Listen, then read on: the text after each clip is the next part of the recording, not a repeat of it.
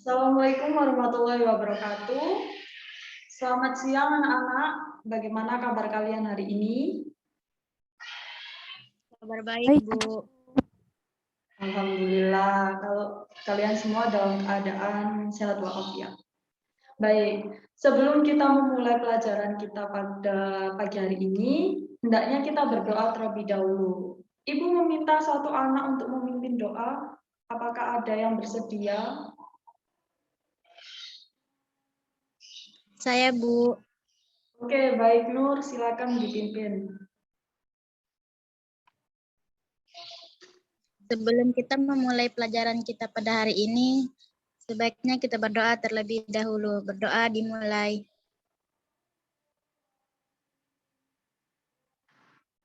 Berdoa selesai. Baik, terima kasih Nur atas partisipasinya. Oke, sebelum Ibu memulai, hendaknya Ibu mengabsen kalian terlebih dahulu. Apakah kalian masuk semua anak-anak? Masuk, Bu. Oke. Hadir, Bu. Oke, masuk semua ya. Baik, hari ini kita akan melanjutkan materi minggu lalu. Kira-kira minggu lalu kita membahas tentang apa ya? Ada yang tahu?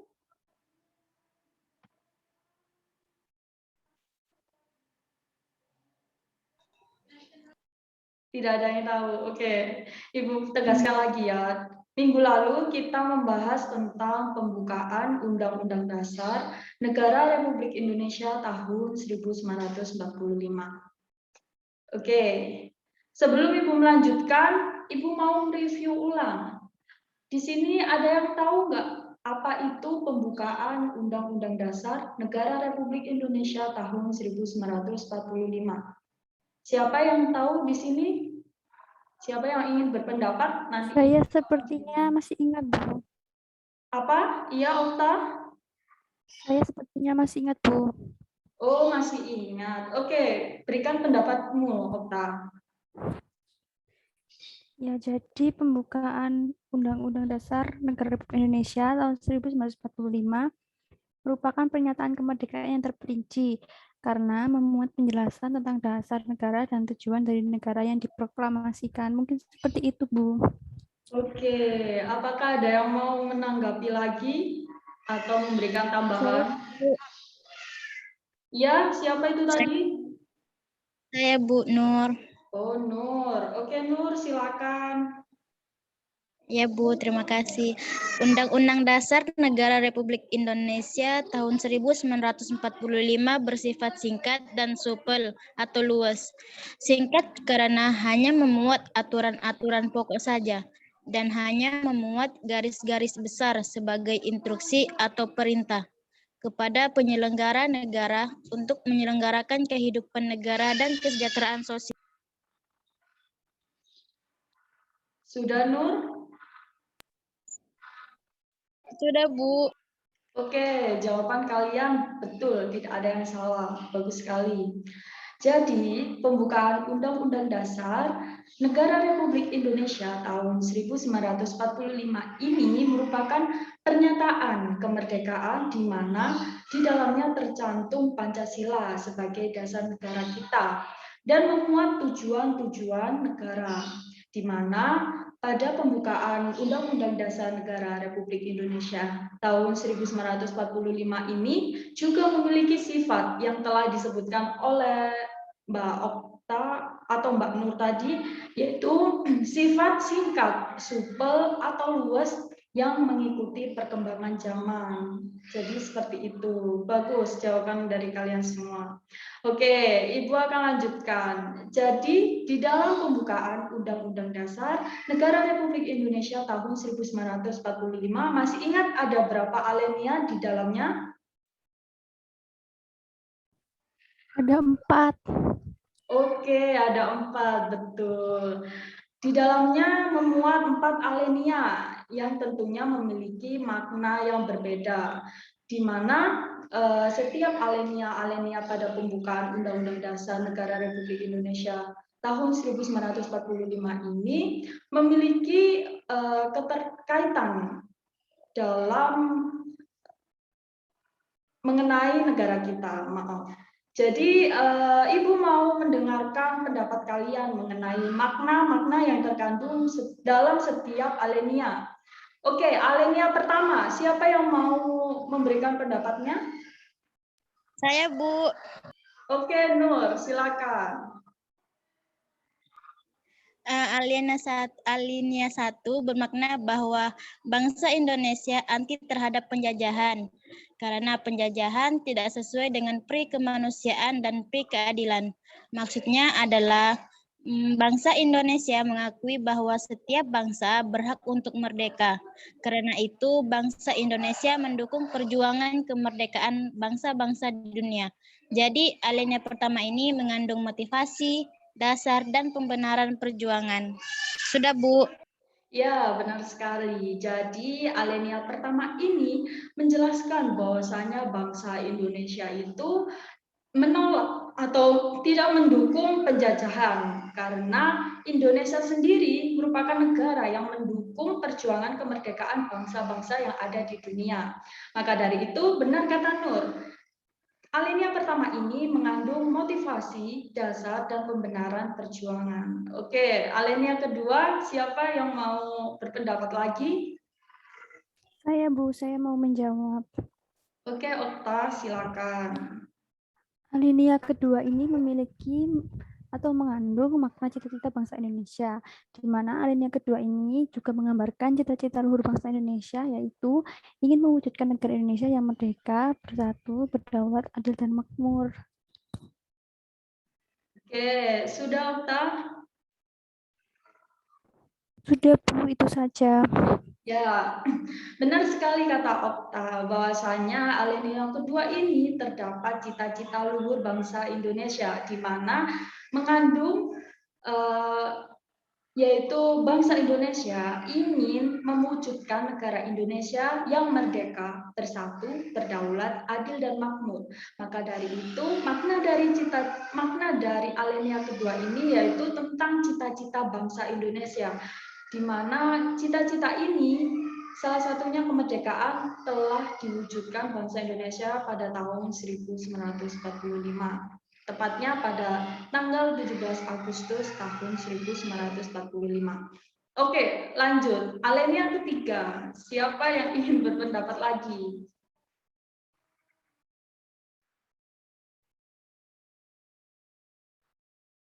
Halo, apakah suara Ibu terdengar? Terdengar, Bu. Oke, lanjut alinea ketiga. Siapa yang ingin berpendapat lagi?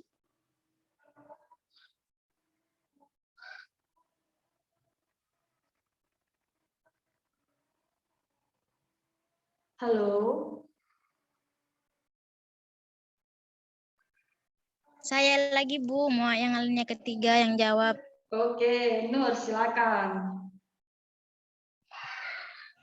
Alinea ketiga mengandung makna yang memuat petunjuk atau tekad pelaksanaannya, di mana di dalamnya berisikan pernyataan kemerdekaan Indonesia dan pengakuan bangsa Indonesia bahwa kemerdekaan yang dicapai adalah berkat rahmat Allah yang Maha Kuasa, bukan semata-mata hasil perjuangan bangsa Indonesia sendiri. Sudah, Bu. Oke, bagus sekali jawaban Nur. Ya, jadi benar. Alinea ketiga ini mengandung tekad dari para pejuang kita terdahulu. Karena kalian tahu sendiri kan, dulu Indonesia merupakan negara jajahan. Negara jajahan dari negara apa saja? Ada yang tahu? Dari negara Jepang dan Belanda, itu salah satunya ya. Jadi alinea ketiga ini merupakan alinea yang memiliki makna bahwa tekad Indonesia untuk merdeka itu sangatlah besar, dan mereka juga tidak lupa atas berkat rahmat Allah. Sesuai dengan alinea ketiga, mereka mencapai bukan semata-mata hasil perjuangannya sendiri, melainkan dari Allah Subhanahu wa Ta'ala. Oke, lanjut alinea keempat. Siapa yang ingin berpendapat lagi? Saya, Bu, ada alinea keempat. Oke, Okta, silakan. Ya, jadi alinea keempat ini memuat dasar negara, yaitu Pancasila, tujuan negara, dan bentuk negara, yaitu republik yang berkedaulatan rakyat. Seperti itu, Bu. Oke, jadi alinea keempat betul kata Okta bahwasanya alinea keempat ini memuat dasar-dasar negara yaitu yang terdapat dalam Pancasila, di mana 5 dasar itu merupakan pedoman bagi bangsa Indonesia. Dan selain Pancasila juga termuat tujuan negara, bentuk negara, Republik Indonesia yang berkedaulatan rakyat. Oke, selanjutnya Ibu ingin bertanya kepada kalian mengenai bagaimana menurut kalian tujuan negara Kesatuan Republik Indonesia yang sesuai dengan pembukaan Undang-Undang Dasar Negara Republik Indonesia tahun 1945. Ada yang tahu bagaimana tujuan negara sesuai dengan pembukaan?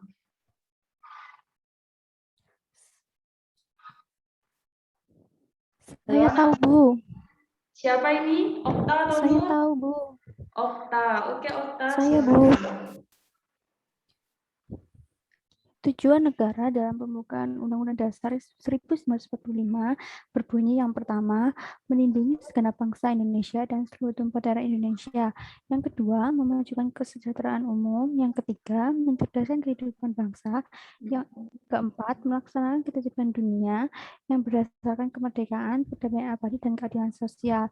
Jadi menurut saya, Bu, intinya adalah kita sebagai warga negara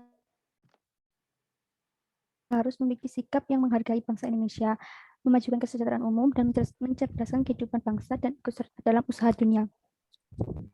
Oke, benar Okta. Jadi tujuan negara yang berdasarkan dalam pembukaan Undang-Undang Dasar tahun 1945 di mana bangsa Indonesia ingin mencapai kemerdekaan, perdamaian abadi, dan keadilan sosial. Jadi, kalian harus memiliki sikap saling menghargai antar sesama, karena kita ketahui sendiri bangsa Indonesia merupakan bangsa yang multikultural, bangsa yang beragam, dan kekayaan yang ada di bangsa Indonesia ini sangatlah banyak.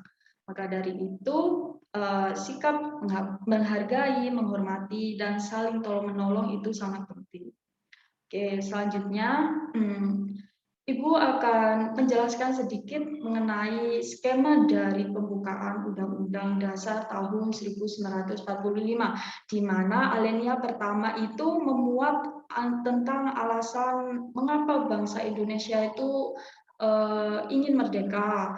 Yang kedua itu alinea kedua memuat tentang perjuangan bangsa Indonesia untuk merdeka, dan yang ketiga mengenai alinea ketiga, maksud Ibu mengenai pernyataan sebagai bangsa yang merdeka, dan alinea keempat yaitu mengenai tujuan negara sesuai dengan yang baru kita bahas dan dijawab oleh Okta. Oke, selanjutnya lantas bagaimana hakikat pembukaan Undang-Undang Dasar tahun 1945? Apakah ada yang mengetahui hakikat dari pembukaan Undang-Undang Dasar tahun 1945 itu sendiri? Saya, Bu, mau Oke, Nur, silakan. Oke, Bu, saya mau coba menjawab. Yang pertama tuh sumber dari motivasi dan aspirasi perjuangan dan tekad bangsa Indonesia. Yang kedua, sumber dari cita-cita hukum dan cita-cita moral yang ingin ditegakkan dalam lingkungan nasional dan internasional. Lalu yang ketiga, mengandung nilai-nilai universal dan lestari. Universal di sini artinya bahwa nilai-nilai tersebut dijunjung tinggi oleh bangsa-bangsa yang beradab. Lestari artinya ia mampu menampung dinamika masyarakat.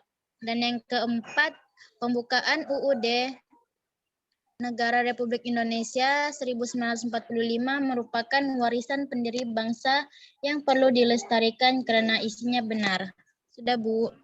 Oke, Bagus pendapat dari Nur. Jadi hakikat dari pembukaan Undang-Undang Dasar tahun 1945 sendiri itu termuat pertama benar kata Nur yaitu sumber dari motivasi dan aspirasi dari perjuangan dan tekad bangsa Indonesia. Yang kedua, terdapat cita-cita hukum dan moral yang ingin ditegakkan oleh bangsa Indonesia di lingkungan nasional maupun internasional. Dan yang ketiga, mengandung nilai-nilai secara universal, di mana universal ini berarti nilai-nilai yang harus dijunjung tinggi oleh bangsa-bangsa yang beradab.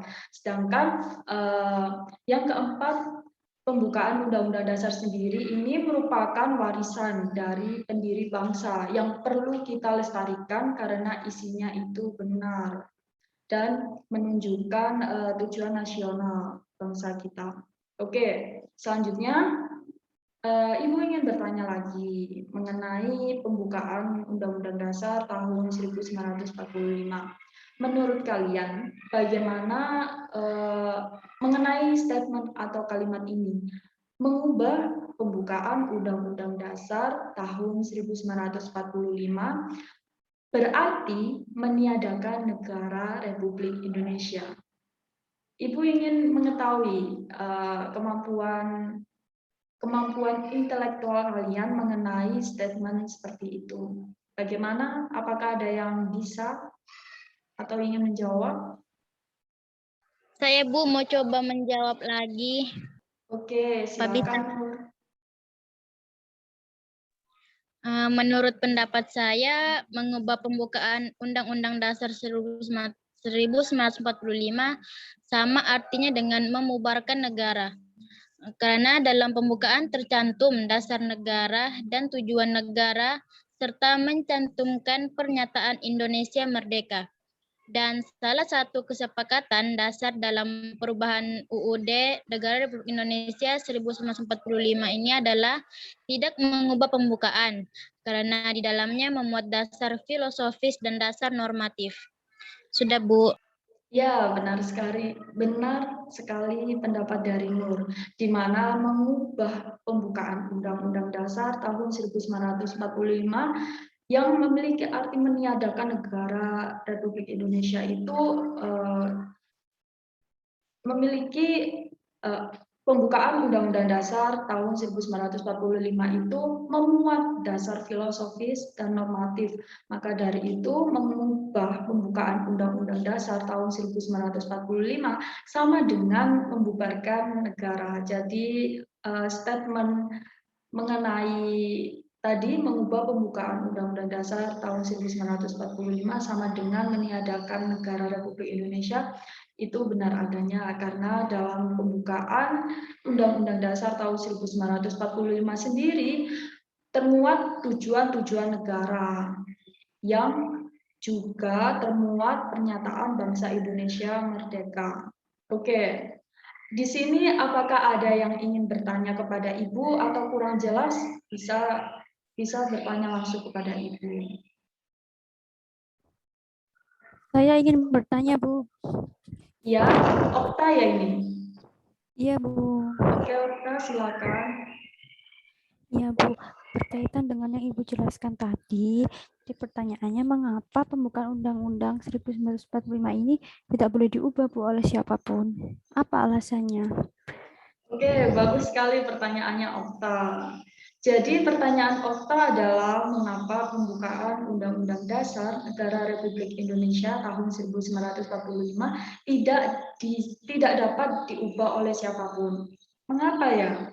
Ya, salah satu bagian terpenting yang terdapat dalam pembukaan Undang-Undang Dasar Negara Republik Indonesia tahun 1945 terdapat dalam Undang-Undang Dasar Negara Republik Indonesia tahun 1945. Kenapa demikian? Karena pada bagian ini terdapat inti dasar yang sesungguhnya bangsa dan negara Indonesia berdiri. Ya tadi seperti yang Ibu jelaskan, di dalam pembukaan ini termuat pernyataan bagaimana Indonesia itu mencapai kemerdekaannya. Selain itu, dalam pembukaan Undang-Undang Dasar tahun 1945 ini termuat dasar-dasar normatif dan filosofis yang menjadi dasar ketentuan yang terdapat pada konstitusi, di mana sebagaimana alinea keempat yang terdapat Pancasila menjadi dasar negara. Selain itu, pembukaan Undang-Undang Dasar tahun 1945 juga mengandung dasar berdirinya negara Indonesia beserta tujuan nasional yang telah kita bahas tadi. Oke, Okta, apakah paham penjelasan dari Ibu atau ada yang ingin ditanyakan lagi? Sudah jelas, Bu. Oke, Ibu lanjutkan ya. Ya. Iya, Bu. Selanjutnya, setelah itu, jadi pembukaan Undang-Undang Dasar Negara Republik Indonesia tahun 1945 menjadi bagian penting bagi bangsa Indonesia. Maka dari itu, bagaimana, Ibu ingin tanya, bagaimana sikap positif kalian sebagai warga negara terhadap pokok-pokok pikiran dari pembukaan Undang-Undang Dasar tahun 1945, di mana pokok-pokok pikirannya yaitu alinea pertama pokok pikirannya persatuan, yang kedua kesatuan, maaf salah.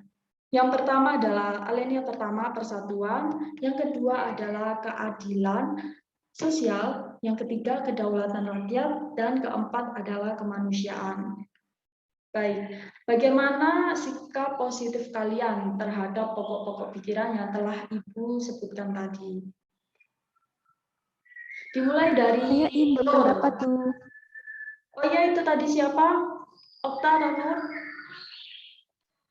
Nur, Bu. Oh, Nur. Oke, Nur. Bagaimana sikap positif kamu sebagai warga negara terhadap pembukaan Undang-Undang Dasar? Ya Bu, menurut saya yang sikap positif yang dapat dilakukan terhadap pokok-pokok pikiran yang pertama, menjalankan segala ketentuan hukum serta kehidupan berbangsa dan bernegara berdasarkan Undang-Undang Dasar tahun 1945, dan yang kedua, mensosialisasikan Undang-Undang Dasar 1945 dalam berbagai kehidupan. Mungkin itu saja menurut saya, Bu. Mungkin ada tambahan lain. Oke, selanjutnya Ibu mau pendapat dari Okta, bagaimana sikap positif kamu? Iya, Bu. Jadi menurut saya, sikap positif sebagai warga negara terhadap pokok pikiran yaitu menjadikan Undang-Undang Dasar 1945 sebagai pedoman dalam permasalahan ketatanegaraan atau kehidupan berbangsa dan bernegara.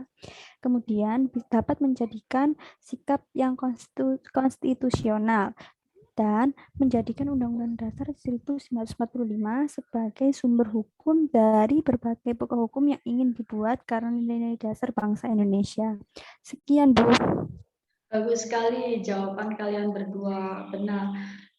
Sikap positif yang bisa kalian lakukan sebagai warga negara seperti dikatakan oleh Nur tadi, di mana ia menjalankan segala ketentuan hukum dan kehidupan berbangsa dan bernegara berdasarkan Undang-Undang Dasar tahun 1945, juga mensosialisasikan Undang-Undang Dasar tahun 1945 dalam berbagai kehidupan. Selain itu, Okta tadi memberikan pendapat bahwa sikap positif yang dapat dilakukan itu melalui menjadikan Undang-Undang Dasar tahun 1945 sebagai pedoman atas permasalahan ketatanegaraan ataupun kehidupan berbangsa dan bernegara.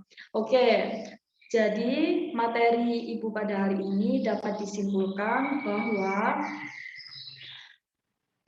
pembukaan Undang-Undang Dasar tahun 1945 menjadi sumber dari motivasi dan inspirasi perjuangan beserta tekad bangsa Indonesia dalam mencapai tujuan nasional.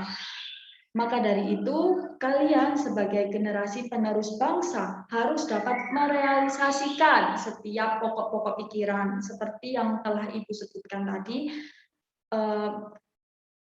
baik alinea pertama, alinea kedua, alinea ketiga, dan alinea keempat. Terutama alinea keempat, di mana alinea keempat ini terdapat Pancasila sebagai dasar negara kita.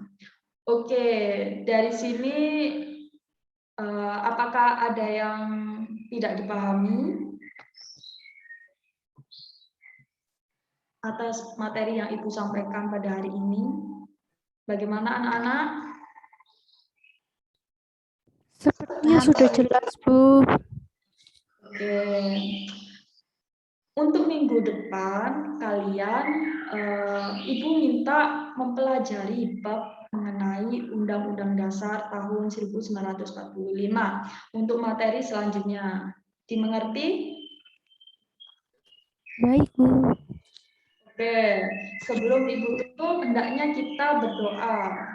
Seperti awal tadi kita buka dengan doa, kita tutup juga dengan doa. Siapa yang ingin memimpin? Okta mungkin? Tadi sudah Nur, mungkin Okta ingin memimpin doanya. Ya, Bu, saya. Oke, silakan Okta.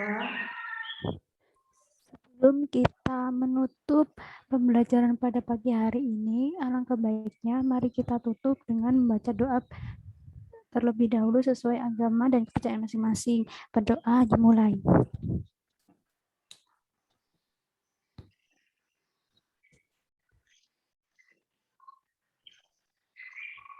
Berdoa selesai. Amin, amin, ya rabbal alamin. Terima kasih anak-anak, antusias kalian pada pembelajaran hari ini sangatlah hebat. Ibu beri apresiasi. Oke, tetap jaga kesehatan dan tetap jaga protokol kesehatan. Oke, Ibu tutup. Wassalamualaikum warahmatullahi wabarakatuh. Waalaikumsalam warahmatullahi wabarakatuh. Terima kasih, Bu. Sama-sama. Terima kasih. Iya, sama-sama.